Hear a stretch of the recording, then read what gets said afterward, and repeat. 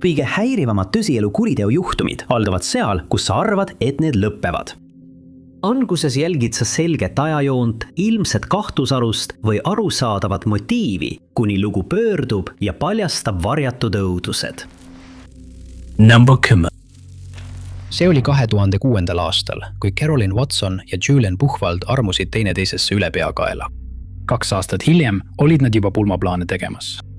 2008 aasta alguses olid nad isegi rääkinud oma kiriku kohaliku pastoriga, samas kirikus, kus nad tutvusid. Nad olid otsustanud veeta kogu oma ülejäänud elu koos. Sel ajal elas Carolyn Churchillis Austraalias, vaid lühikese vahemaa kaugusel Juliani väikeses kodulinnast Butcheris. Just sellest linnast lahkus Julian 4. märtsi 2008 aasta hommikul, et minna oma tüdruksõbrale järele ja temaga kohtingule minna. Nad plaanisid pidada lõunapikniku, mida nad sageli tegid. Pärast Carolinile järele minemist sõitsid nad Juliani vanemate 1200 aakri suursele talule, kus nad varusid endale toitu ja tarbeid selleks reisiks. Noormees ütles oma emale, et nad tulevad tagasi kella 3 pärast lõunal. Koht, kuhu nad plaanisid minna, asus kinnistul ühe joa lähedal. Sõit sinna piirkonda kulges rahulikult, kuni nad sattusid loomakorjuse peale. Julian oli uudishimulik ja vaimustuses sellest vaatepildist ning peatas auto, öeldes oma tüdruksõbrale, et ta ei jää kauaks. Kuid möödus mitu minutit, mis pani Carolini kaaluma autost välja minemist ja Julianile järele minemist, et veenduda, kas temaga on kõik korras. Enne kui ta jõudis selle otsuse kindlalt vastu võtta, vaatas noor naine tahavaate peeglisse ja nägi, kuidas tundmatu musta riietatud ja balaklaavaga kaetud kuju liikus reisija poolse ukse poole. Carolin ei jõudnud õigel ajal reageerida ning võõrast irista autost välja, teipis suu kinni ja sidus ta kinni, enne kui viskas ta sõiduki tagaistmele. Möödus mitu tundi, enne kui sõiduk lõpuks peatus ning ohver tiriti autost välja ja jäeti maapinnale. Tagasi talus hakkasid Juliani vanemad muretsema. Nende poja ja tema tüdruksõbra puudumine oli ebatavaline. Lõpuks hakkas Juliani ema mööda sissesõiduteed edasi-tagasi kõndima. Hilisel pärastlõunal märkas ta midagi värava vahele kiilutuna. See oli kiri, mis näis olevat pärit röövijatelt. Sõnumis sisu viitas sellele, et Juliani perekond tundis ründajaid, sisaldades lauseid nagu "Te ei suutnud meid rahule jätta ja saate nad tagasi, kui oleme siin piirkonnas oma asjad lõpetanud." Kirjas kasutati ähvardusi, et hirmutada perekonda politseiga mitte ühendust võtma ja nad ei teinudki seda. Järgnevatel tundidel viidi läbi ulatuslikud otsingud, kuid kadunud paari jälgi ei leitud. Alles terve nädal hiljem sai politsei mingitki uudist.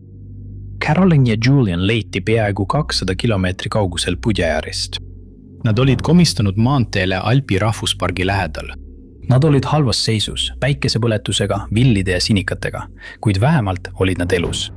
Mõlemad viidi politseijaoskonda ülekuulamisele, kus Carolyn kirjeldas, mis oli juhtunud. Kuidas ta sõidukist välja tiriti, kinni seoti, silmad kinni seoti ja teibiti. Ta pääses vabaks alles tänu oma partnerile Julianile, kes väitis, et murdis end kõidikutest lahti ja võitles ründajatega, keda ta nimetas saatanliku kultuse liikmeteks.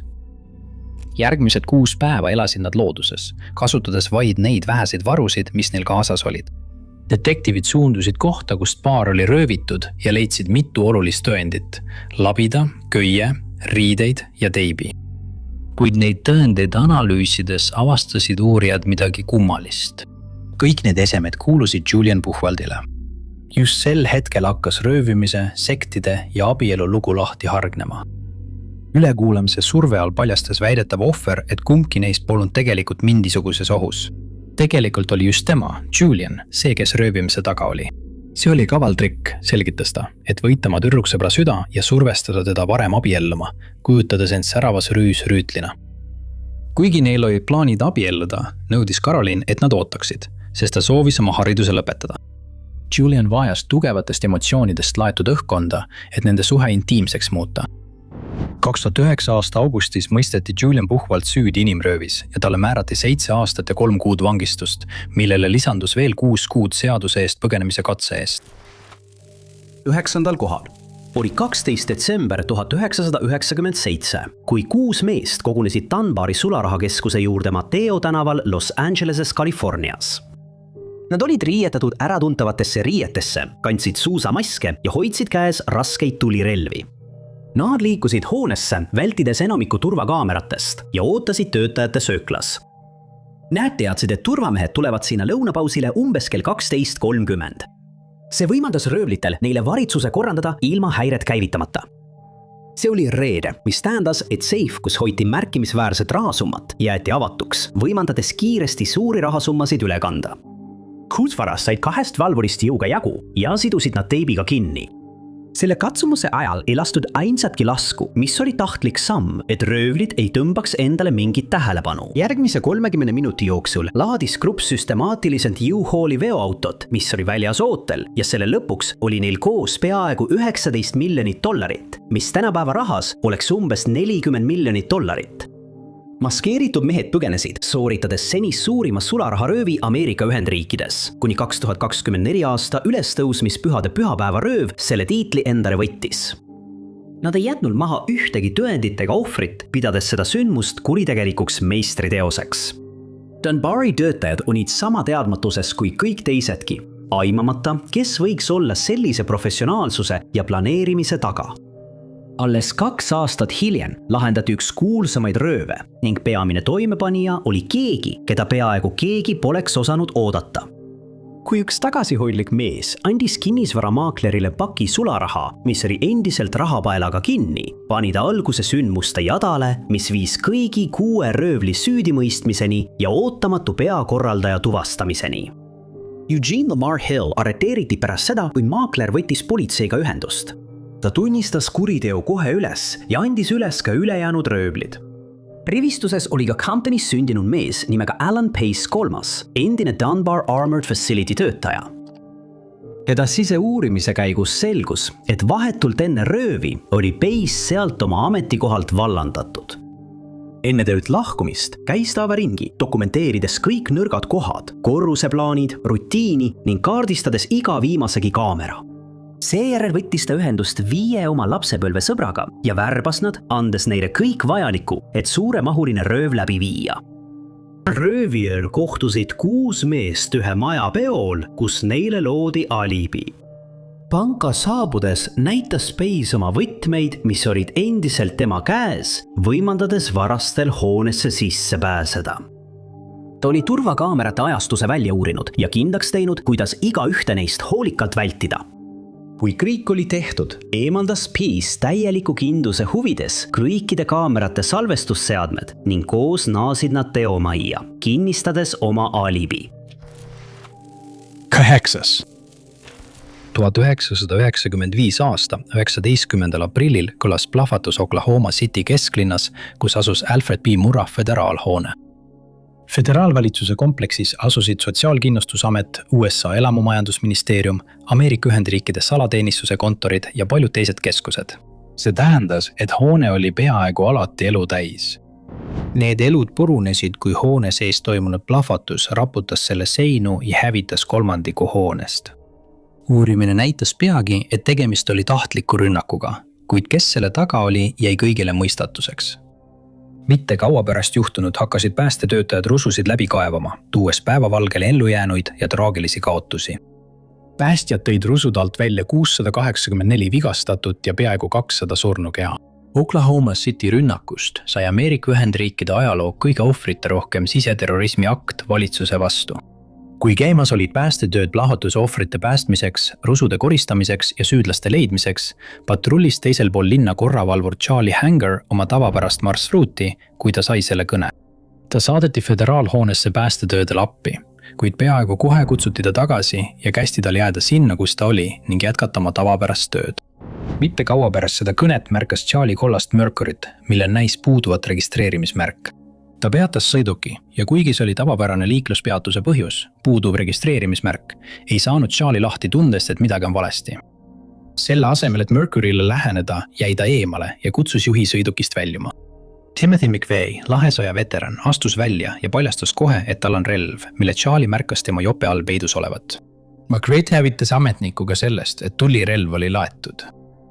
Politseinik pani McVeigh'le käerauad ja teostas tavapärase läbiotsimise, mille käigus leiti varumagasin, teritatud nuga, visiitkaart, mille tagaküljel oli kirjutatud märkus ning 0,45 kaliibriga Glock, mis oli laetud Black Taloni padrunitega.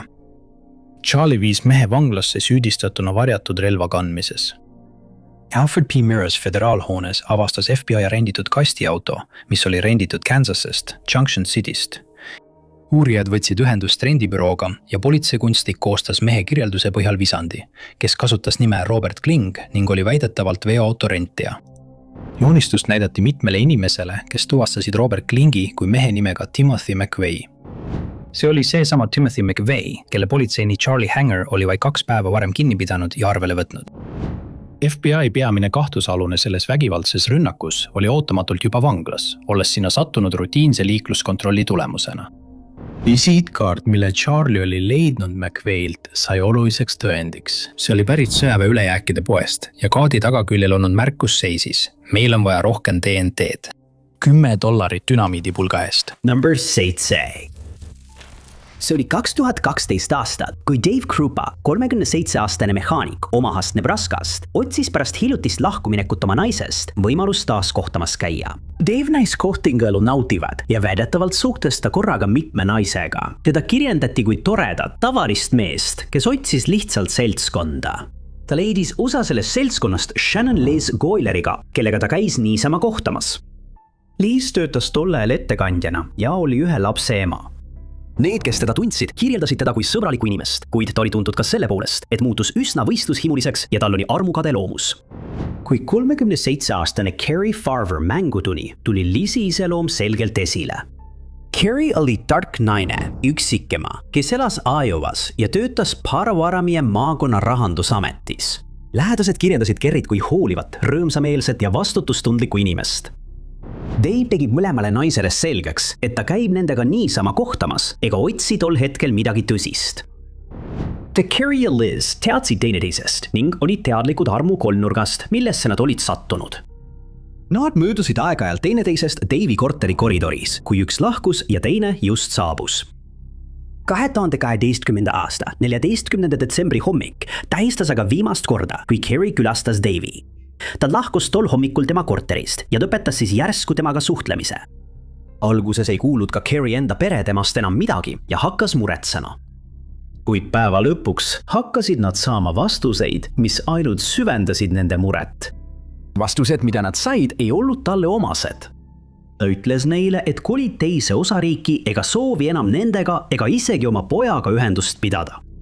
Dave sai sarnase sõnumi, milles väideti, et ta kolib Kansasesse, et alustada uut tööd ja vajab ruumi.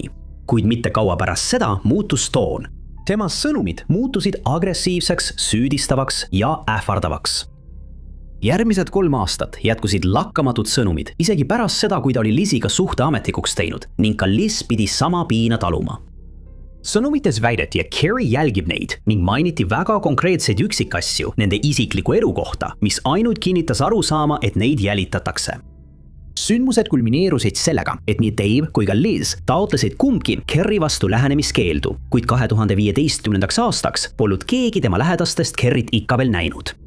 Tema perekonna mure tema ohutuse pärast ning kahtlused, kas sõnumid ja e-kirjad ikka päriselt tulid Carrielt, viisid juhtumi uuesti läbivaatamiseni. Omaha politseiosakonna detektiivid keskendusid Dave'ile ja Lizile, kuna mõlemad olid ahistamise sihtmärgid. Dave vabastati kahtlustustest peaaegu kohe, kuid Liz tõmbas seevastu rohkem tähelepanu. Pärast seda, kui ta näitas uurijatele Carrie käest saadud käsitsi kirjutatud kirja ja väitis, et Carrie oli tema maja maha põletanud, hakkasid nad uurima digitaalseid jälgi. Ja kasutades IP aadressi, suutsid detektiivid kindlaks teha, et sõnumeid saadeti Omaha kohalike Wi-Fi-punktide kaudu, näiteks raamatukogudest ja ettevõtetest.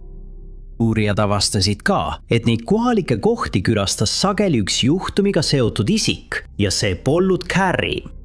Liz Goyler ei olnudki ahistamise ohver, vaid hoopis see, kes kõige taga oli. Pärast tema iPadi konfiskeerimist avastas politsei üsna keeruka vandenõu ning ka tõendeid mõrva kohta. iPadist leidnud tõendite põhjal suutsid detektiivid kindlaks teha, et Carrie ei ole enam elus. Liz, kes oli raevunud armukadedusest, võttis väidetavalt tema elu ning et kõiki eksitada, hakkas temana esinema. Pärast tema arreteerimist ja ülekuulamist tunnistas naine kõik üles, väites, et tegi seda selleks, et kaitsta Dave'i Carrie eest, keda ta kirjendas pahatahtlikuna. 2017 aastal, 5 aastat pärast Carrie kadumist, mõisteti Liz esimese astme tapmises süüdi ja talle määrati eluaegne vanglakaristus. Kahjuks ei leitud Kerry kunagi üles, kuid isegi ilma tema kehata suutsid detektiivid tema pere jaoks tõe välja selgitada. Pere, kes teadis algusest peale, et kõik ei ole nii, nagu paistab. Number 6. Bagdadis asub üks Iraagi suurimaid kommertspanku, mis sai ühe ajaloos suurima pangaröövi toimumispaigaks. See oli Dar es Salaam Investment Bank, mis sai suurejoonelise röövi sihtmärgiks. See tõi kaasa $282 miljoni USA ja $220 miljoni Iraagi dinaari kaotuse, mis tol ajal oli väärt umbes $173 000. See oli 11. juulil 2007 Iraagi kodusõja ajal, kui see rööv avastati, jättes maha hulga vastuseta küsimusi ja seadusliku tegutsemise puudumise. Sellel hommikul, nagu igal tavalisel päeval, sisenesid Dar es Salaami panga juhid varakambrisse, mis oli tavapärane turvameede. Nende šokiks olid aga panga varakambrid tühjaks tehtud. $282 miljonit USA ja $220 miljonit Iraagi dinaari olid kadunud. Kuna Iraagi politsei ressursid ja tähelepanu olid suunatud käimasolevale sõjale, ei tehtud selle murettekitava sündmuse uurimiseks suurt midagi. Need, kes juhtumid siiski uurisid, tõid välja selle kuriteo ilmselge, kuid siiski šokeeriv asjaolu. See oli siseringi töö. Kui 3 turvameest järgmistel päevadel tööle ilmunud, sai selgeks, et nad olid selle suure röövi korraldamises osalised. Kasutades öövaikust ja pimedust, viisid nad röövi süsteemselt läbi ning kadusid jäljetult. Kui maailm keskendus puhkenud usulisele vägivallale, viisid 3 meest, kellel olid ühe maailma mainekama panga koodid ja võtmed läbi selle, mis sai üheks kõigi aegade suurimaks pangarööviks. Nad ei kasutanud lõhkaineid, murdvahendeid ega keerulist plaani, ega omanud erilisi teadmisi pangaröövidest. Nad kasutasid vaid täiuslikku ajastust, teadmisi sisemistest toimingutest ja ülekoormatud politseijõude. Kuna neid ei peatatud üheski Bagdadi kontrollpunktis, oletati, et mehed võisid olla seotud tõsisema vandenõuga ning neil olid tõenäoliselt sidemed relvarühmitustega, kes lubasid neil Bagdadist lahkuda, raha kaasas ja süsteemist kaduda. Selle tõesti sündinud kuriteojuhtumi kõige šokeerivam osa on see, et kedagi osalistest ei tabatud kunagi, kuid suur osa rahast ilmus aja jooksul uuesti välja. Number 5.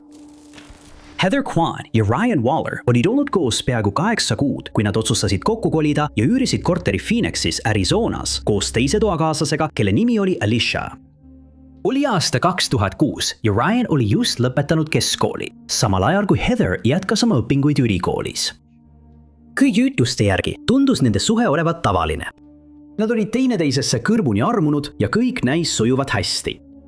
Seetõttu olid kõik, kes paari tundsid, hämmingus, kui politseinikud jõulupäeval nende korteri ümber piirasid, kuna murelikud pereliikmed polnud sel päeval kummaltki midagi kuulnud. Politseinikud sisenesid korterisse ja avastasid, et Heather oli surmava rünnaku ohver, samal ajal kui Ryan sinise silmaga liikus korteris ringi nagu tavaliselt. Arvati, et tema oli traagilise rünnaku toimepanija, mis tõttu ta arreteeriti ja viidi ülekuulamisele. Aga Ryan ei suutnud eriti meenutada, mis sel päeval juhtus. Detektiivid eeldasid, et tema ja partner sattusid mingisse kodusesse tülisse, mis paisus ja lõppes füüsilise konfliktiga, mis osutus surmavaks. Ryan veedis 4 tundi politseiautos ja veel 2 tundi ülekuulamisruumis.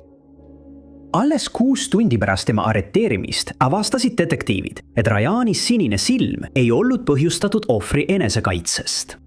Medikud saabusid jaama ning uurisid ilmset haava. Selgas, et Ryan oli üle elanud tulistamise. Kuul tundis tema vasakusse silma ja kahjustas ajutegevust. Vaatamata oma seisundile ja enne haiglasse viimist suutis Ryan nimetada ründajad, kes võtsid tema tüdruksõbra elu ja jätsid ta hiljem ränkade krampidega. Ta tuvastas süüdlased oma endise toakaaslase Richie Carveri ja Carveri isa Larryna. Ryanil tunistati esimesena, kuid Carver liikus järgmisse tuppa, kus ta võttis elu Heatherilt, kes puhkas diivanil. Isa ja poeg jätkasid seejärel maja röövimist, võttes kaasa kitarri ja mitu elektroonikaseadet, mida kunagi ei leitud. Kuid kurjategijatele teadmata oli Ryan Waller rünnaku üle elanud piisavalt kaua, et neid tuvastada ja olla tunnistajaks nende lõplikule arreteerimisele. Number 4. See oli üksus 7 Heathrow International Trading Estate'is Lääne-Londonis Inglismaal, millest sai ühe Suurbritannia ajaloo suurima ja kurikuulsama röövi toimumispaik. See näiliselt tavaline ladu, mis oli peidetud paljude sarnaste üksuste vahele, oli tegelikult suure hulga väärismetallide närvikeskus.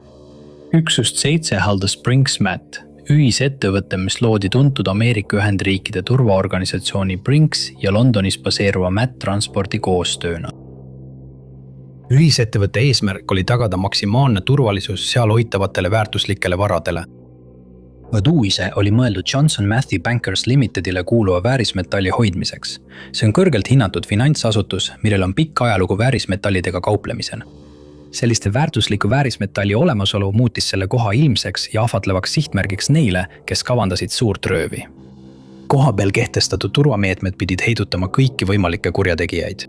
Kuid nagu ajalugu peagi näitas, võivad isegi kõige hoolikamalt ettevalmistatud kaitsemeetmed mõnikord läbi kukkuda. Oli 26. novembril aastal 1983 hommikkel 6:40, kui 6 maskeeritud ja relvastatud röövlit tungisid ootamatult lattu.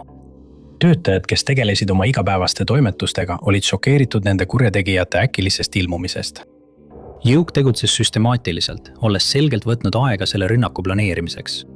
Nad kallasid kogu asutuse bensiiniga üle, valasid seda põrandatele ja ähvardasid selle süüdata, lõksustades töötajad sisse, kui nad ei tee koostööd ega avalda seifi koodi. Surve oli tohutu, jättes töötajatele vähe valikuvõimalusi peale allumise. Alguses arvati, et kurjategija eesmärgiks oli seifis hoitav 1 miljoni naela väärtuses Hispaania pesetasid, kuid kui seifi uksed avanesid, sattusid röövlid ootamatu vaatepildi peale. 3 tonni puhast kullakangid, mis pidid seal olema vaid lühikest aega hoiul. Laos oli hoiul 6800 kullakangi, igaüks neist omaette väike varandus. See tohutu kogus pidi varsti pärast seda Hongkongi üle viidama. Segaduses, mis järgnes seifi avamisele, tegutsesid vargad kiiresti ja metoodiliselt. Nad laadisid oma sõidukitesse mitte ainult Hispaania pesetaid ja kullakange, vaid ka plaatina, erakordset 1000 karaati teemante ning reisitšekke väärtuses $250,000.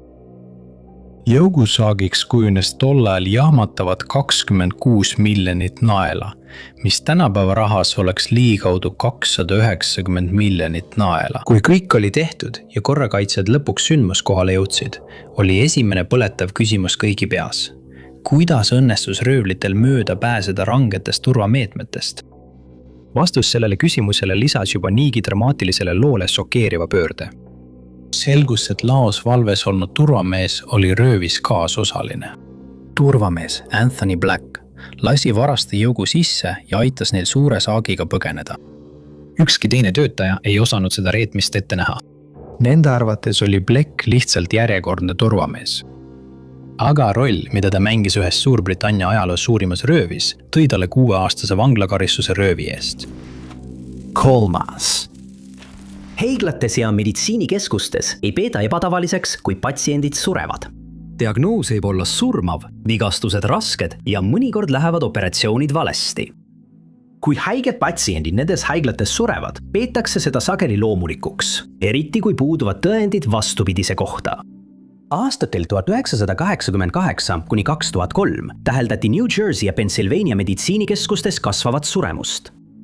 Haigustele alla jäänud patsientide arv kasvas järsult, nende seas ka neid, kes olid juba paranemas. Surmad jätsid haiglapersonali kurvaks ja segadusse, kuid loomuliku põhjuse märge kinnitas, et midagi ebatavalist ei olnud. Kuid mõned üksikud uskusid, et toimub midagi palju pahaendelisemat. Need mured kulmineerusid 2003 aastal Somerset meditsiinikeskuses. Just siin oli hiljuti tööle asunud õde nimega Charles Cullen. Ta oli selles valdkonnas töötanud umbes 16 aastat ja töötanud 9 erinevas haiglas. Ta oli just Sacred Heartist vallandatud ja kolis Somerseti maakonda, kus ta võeti tööle meditsiinikeskusesse. Sel aastal väsisid asutuse töötajad pärast seda, kui märkasid, et üks õdedest manustas ravimeid valesti.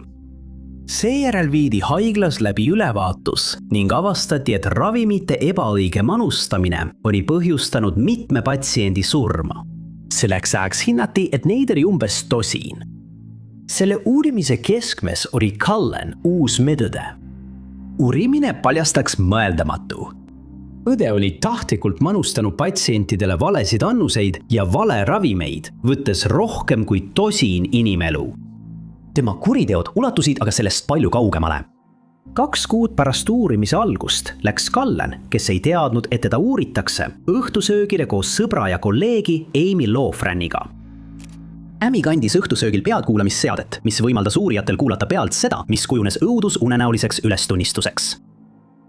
Sel õhtul rääkis Cullen Amyle, kuidas ta kasutas erinevate ravimite surmavaid annuseid, et tappa kuni 40 inimest. Need 9 meditsiiniasutust, kus ta varem töötas, asusid üle kogu Pennsylvania ja New Yorgi ning kõigis neis oli viimastel aastatel täheldatud seletamatut suremuse kasvu.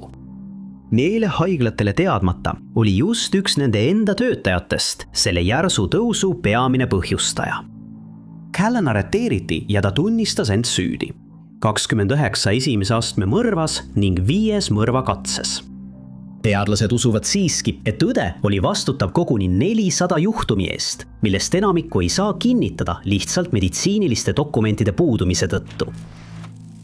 Siis alkohol. 1994. Aasta 11 aprillil kutsuti politsei Hiina Hubei provintsis asuvasse Luchongi küla tiigi juurde. Elanikud olid märganud vees hüljuvat kuju. Politseinikud suutsid kindlaks teha, et tegemist oli surnud inimese kehaga. Keha toodi veest välja ja tuvastati, et tegemist oli naisega.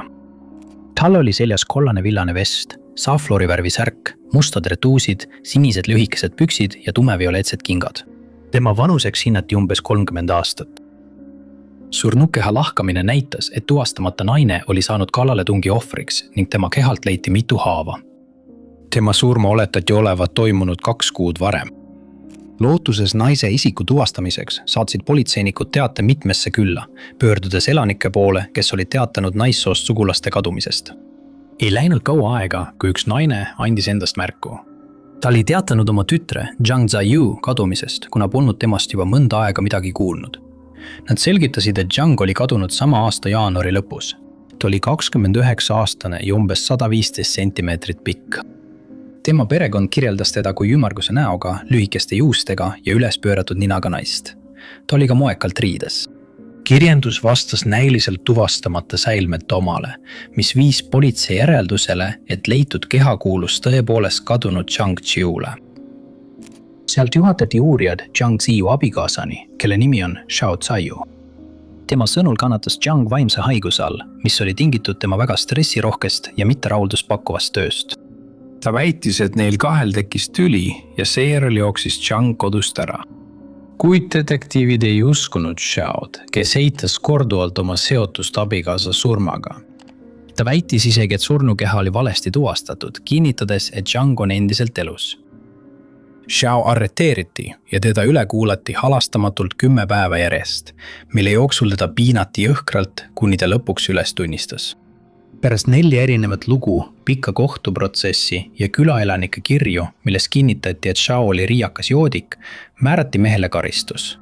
11 aastat viibis Xiao vangistuses, tembeldatuna mõrvarlikuks hulluks. Siis 2005 aasta märtsis juhtus ootamatu. Zhang Zaiyu, ohver, kelle surm oli kinnitatud, ilmus külla. Neine selgitas, et pärast vaimset kokkuvarisemist põgenes ta kodust, kohtus hiljem Shandongi provintsis mehega, kellega abiellus ja kellele sünnitas poja.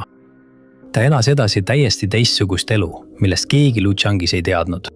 Tema ootamatu naasmine viis Xiao vabastamiseni pärast seda, kui Xiao oli mõistetud süüdi kuriteos, mida tegelikult ei toimunud.